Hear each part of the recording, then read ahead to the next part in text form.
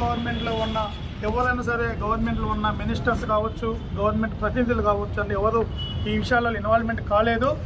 కానీ రాజేష్ రావే చెప్పుకుంటాడు గవర్నమెంట్ ఇన్వాల్వ్మెంట్ అయింది, సీఎం ఇన్వాల్వ్మెంట్ అయిండు, సీఎం నన్ను పంపించండి అని రాజేష్ రావు తప్పుడు ప్రచారం అండి.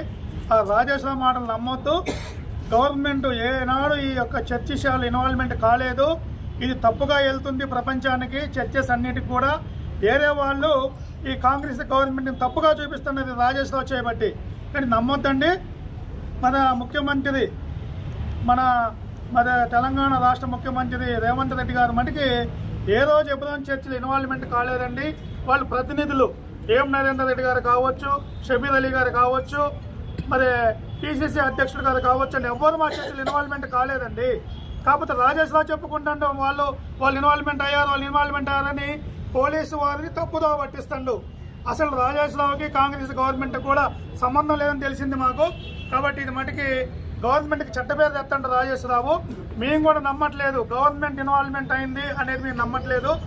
ఇలాంటి చర్చలలో గవర్నమెంట్ ఎప్పుడు ఇన్వాల్వ్మెంట్ కాదండి. యాజ్ పర్ లా ప్రకారం లీగల్గా చేయమంటుంది.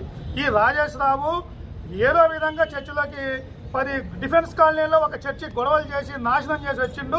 ఇప్పుడు ఎప్పుడో చర్చిని నాశనం చేయాలని కొంతమందిని పోగు చేసుకొని పార్టీలు మారినట్టు, కొన్ని రోజులు కాంగ్రెస్, కొన్ని రోజులు టీఆర్ఎస్.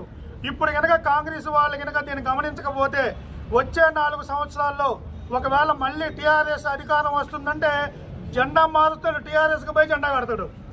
దయచేసి ఇలాంటి గుంటను అక్కడ నమ్మొద్దండి. కాంగ్రెస్ వాళ్ళు కూడా రాజేష్ రావుకి సభ్యత్వం ఇవ్వద్దండి. కావాలంటే మీరు ఎంక్వైరీ చేసుకోండి.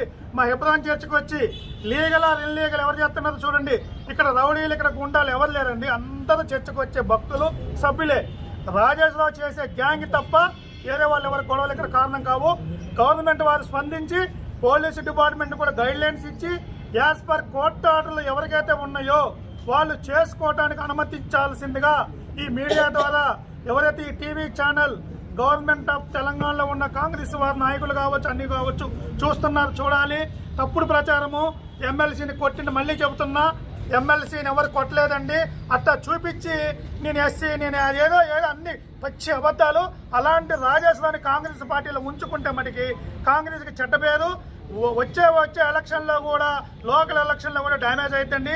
ఇమీడియట్గా రాజేష్ రావుని కాంగ్రెస్ పార్టీ నుంచి బహిష్కరించాలని సొసైటీ ట్రస్ట్ ఎబ్రోన్ తరపున మేము గవర్నమెంట్ని కోరుకుంటున్నాము. దయచేసి ఇది పత్రికా మన ఎలక్ట్రానిక్ మీడియా ద్వారా గవర్నమెంట్కి చేరాలని మా మనవి.